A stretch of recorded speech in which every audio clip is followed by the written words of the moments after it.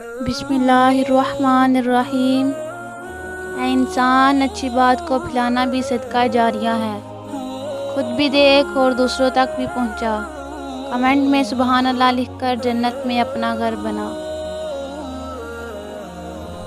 جب کوئی دل دکھائے تو چپ رہنا، کیونکہ جنہیں ہم جواب نہیں دیتے انہیں وقت جواب دیتا ہے۔ توبہ کی مہلت ملنا بھی اللہ کا ایک بڑا احسان ہے۔ اللہ تعالیٰ قرآن کریم میں فرماتا ہے، اس بڑے عذاب سے پہلے ہم اس دنیا میں عذاب کا مزہ چکھاتے رہیں گے، شاید یہ باز آ جائے۔ کسی کو ذلیل کرنے سے پہلے خود ذلیل ہونے کے لیے تیار رہیں، کیونکہ اللہ کا ترازو صرف انصاف تولتا ہے۔ چالاکیاں اور ہوشیاریاں صرف دنیا میں ہی اچھی ہیں، آخرت میں کیا کرو گے؟ فرشتے تو سارا حساب لکھ کر بیٹھے ہیں۔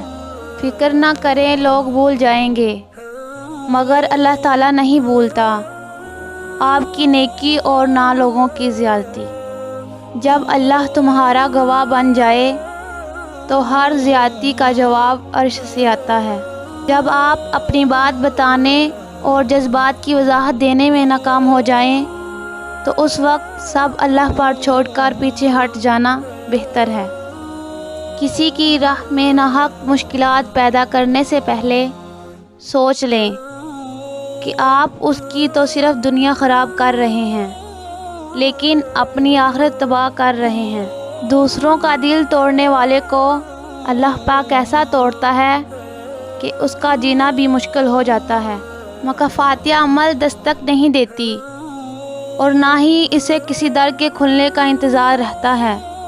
یہ تو جہاں جاتی ہے اپنے لیے دروازہ کھول لیتی ہے۔